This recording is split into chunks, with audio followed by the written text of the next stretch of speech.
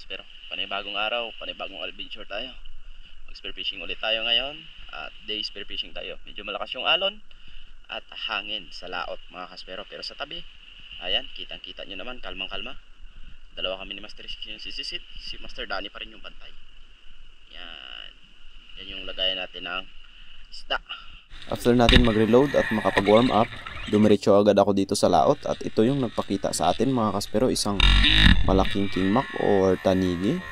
At kitang-kita nyo naman mga kaspero, tagos talaga hanggang shooting line kasi sobrang lapit ng kingmak na ito. At ang saya ko pa dahil pambihira lang ako nakakapana dito sa spot na to. Gawa ng medyo maingay yung ilalim nito dahil napakaraming mga activities dito sa Boracay. Ayan, hinahayaan ko lang siya mga kaspero. Hanggat mahihilahin siyang tali, pinahihila ko na lang para hindi lumaki yung sugat. At ayan, nakaahon na ako. At tumigil na rin yung paghila niya mga kaspero. Ayan. At tinawag ko si Master Danny para may angat ko agad ito sa bangka.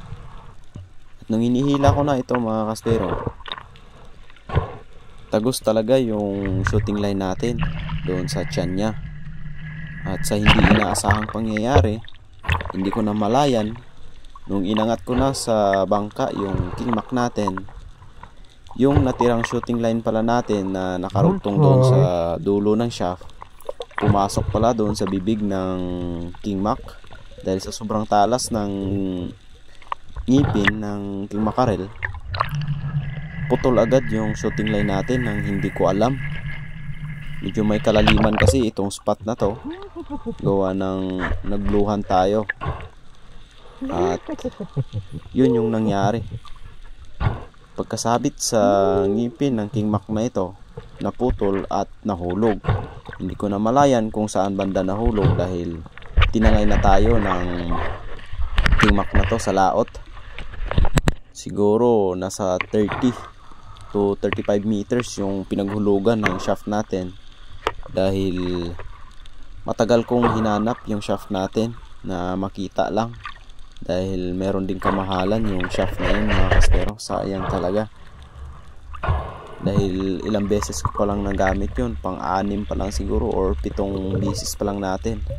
At ito, sinisid ko ito mga kaspero kung saan nahulog yung shaft, dahil nilagyan ko ng marker ngunit wala talaga. Sobrang lalim na itong spot na to. Dinive ko ito ng 25 meters ngunit ayan lang yung matatanaw natin sa ilalim mga kaspero. Medyo malabo pa yung tubig kaya mahirap talagang hanapin. Ang tagal kong hinanap yan, almost 30 minutes akong paikot-ikot yan, kami ni Master X, ngunit hindi talaga natin nakita. Sayang mga kaspero, pero okay lang yan dahil mag-iipon ulit tayo para pambili ng shaft. At yun nga, umuwi na lang kami dahil wala na tayong shaft.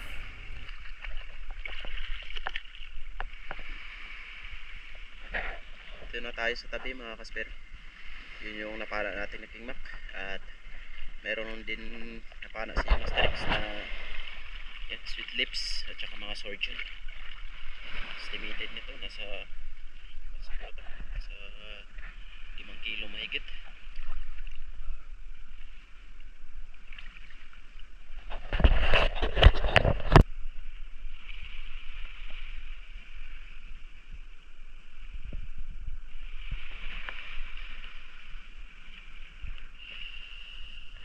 Babalik tayo mga kaspero. Ang gamit nating pana, itong invert natin na isa. Ayan. Sayang yung pan natin, shaft na isang salvibar, bago pa yun. Kaya ito muna, invert muna tayo. Babalik tayo. Hey, nako.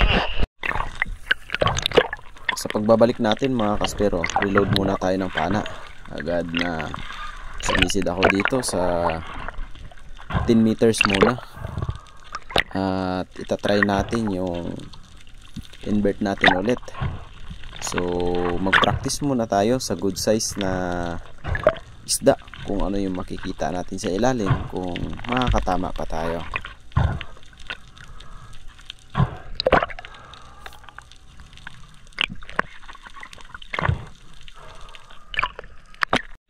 So dito nakapwesto na tayo.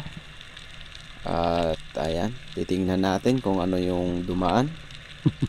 At meron akong napansin dito na isang snapper or emperor fish na dumaan sa harapan ko, kaya ayun, tinry kong tirahin at ang ganda ng pagkatama natin mga kaspero. Tagos ang lakas ng invert natin ngayon dahil sa spirit rubber na nilagay natin ng US Prime Line. The best talaga, ang lakas ng rubber na ito mga kaspero. Kaya kung sino man yung gustong umorder ng original na rubber natin, message lang po kayo kay Sir Gaga o kaya kay Spirit Rubber. Ayan.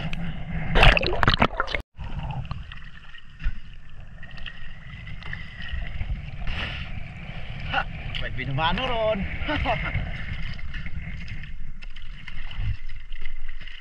Ay. Sangkatos.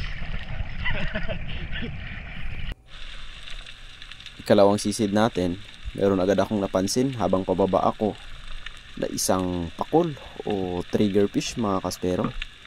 Malaki na rin ito, about 2 kilos, kaya tinry kong panain kung aabutan. At ito yung nangyari. Tumalikod, ngunit humarap ulit, kaya ayun, sapol mga kaspero. Napakaganda ng pagkatama natin dito sa trigger fish. At ito yung pangalawang isda natin sa pagbabalik natin sa spearfishing.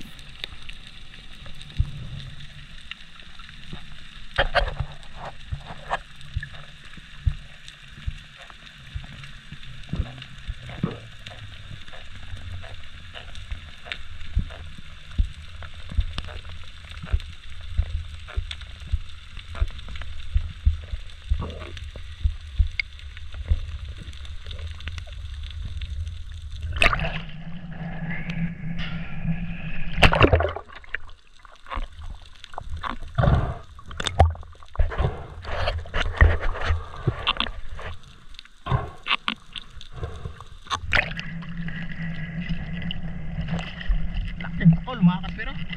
Pangalawang huli natin. Alright.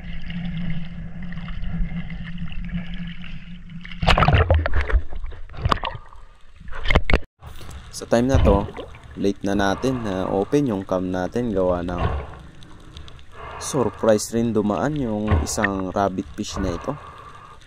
Good size na rin yung rabbit fish na ito, around 1 kilo na rin, kaya ayos na ito pang benta dahil 280 yung kilo nito dito sa amin.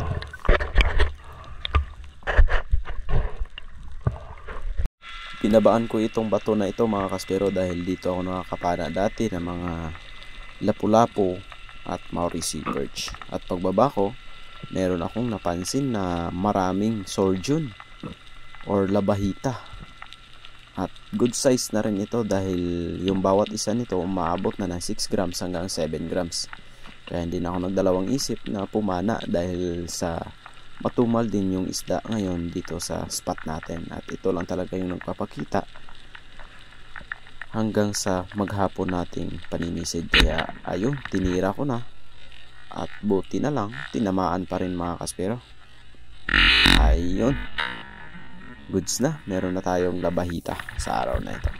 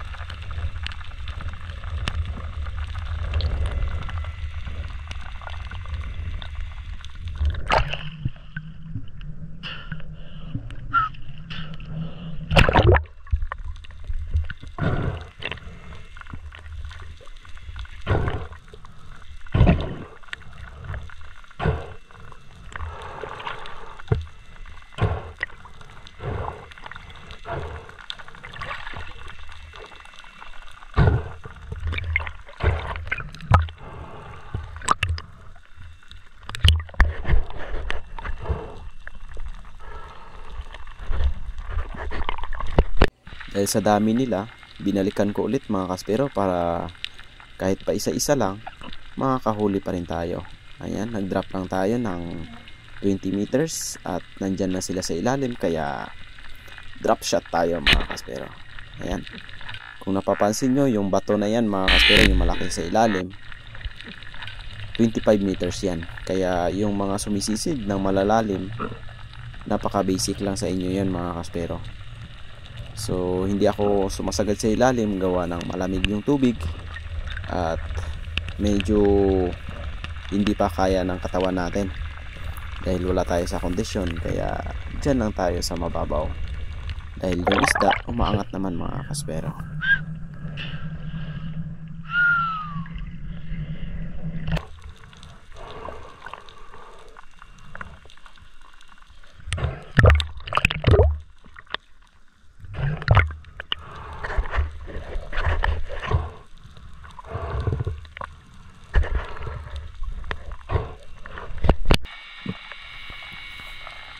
Same spot.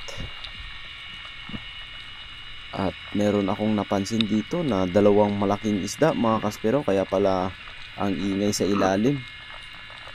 Yun pala, merong dalawang Maori sea perch or kanlay. Sobrang laki nito mga kaspero, kung napapansin nyo, malayo pa yan sa akin pero grabe, ang laki. Yun nga lang, medyo mailap, kaya hindi natin napana, sayang. Okay lang yan, babalikan natin yan sa susunod na dive natin dito sa spot.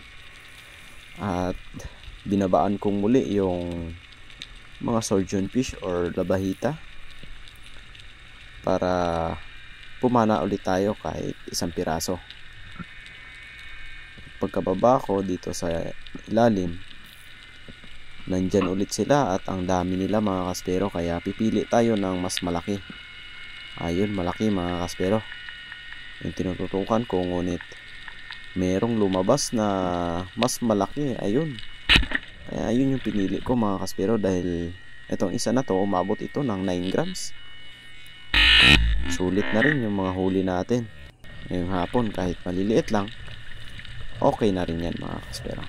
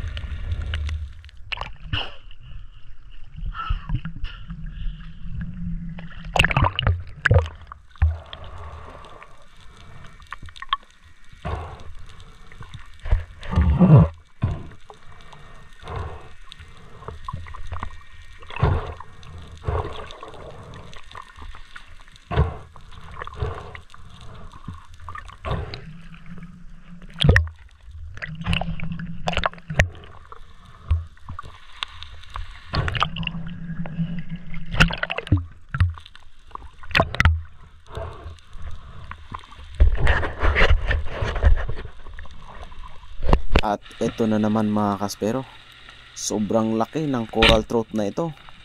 Ayun, medyo distansya naman yung pagkapana ko dito mga kaspero, ngunit grabe yung pangyayari na to.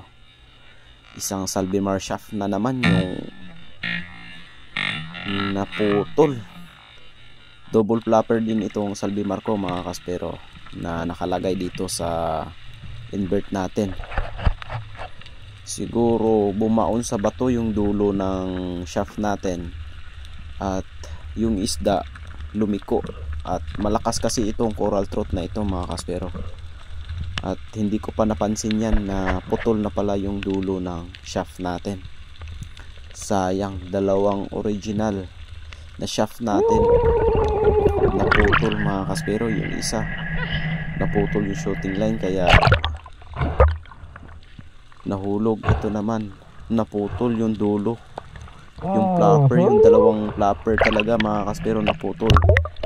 At hindi ko na nabalikan yung bato, gawa ng malakas yung agos at malabo. Hindi ko na natandaan kung saan banda yun. Sayang.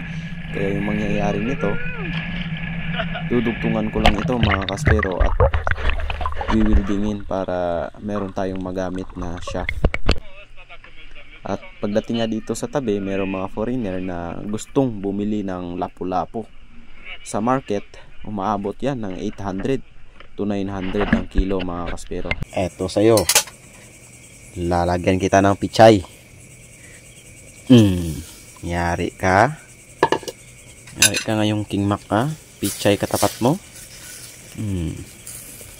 Sarap nito mga kaspero. Kahit pinutol niya yung shooting line natin, kaya nahulog yung shaft. Pero ayos lang yan. Ganyan talaga ang buhay spero. Kaya bawi na lang tayo dito. Yan. Ito yung tungol niya. Yung laman loob. Sarap niyan. Ito. Tapos yung buntot. Yan. Sinabawan. Ayos na. Yan. Kain tayo mga kaspero. Ito na yung King Mac. Yan. So, konting rice lang. Yan. Tapos gulay. Yan. Tapos yung buntot, titirahin natin to. Yan.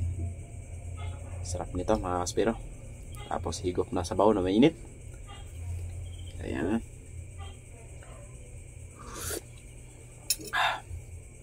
Sarap. Sarap talaga ng King Mac. Basta sariwa. Oh ha. Spicy.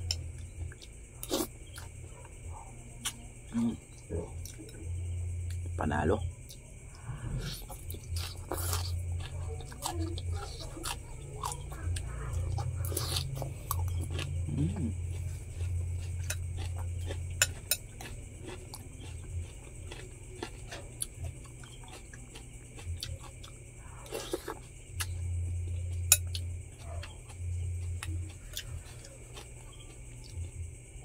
Ito yung tungol.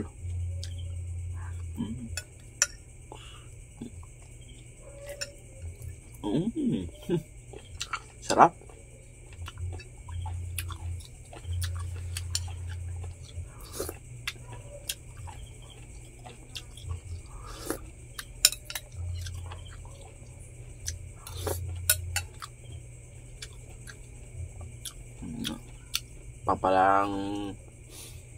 Pangpagana.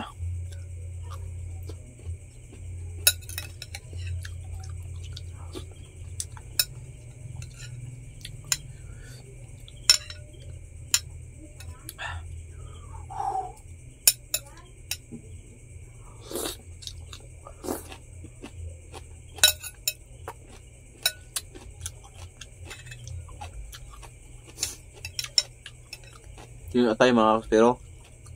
Yan. Atay ng King Mac.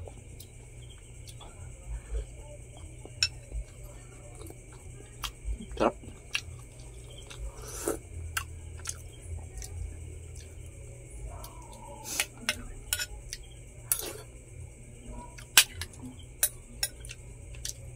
Puso.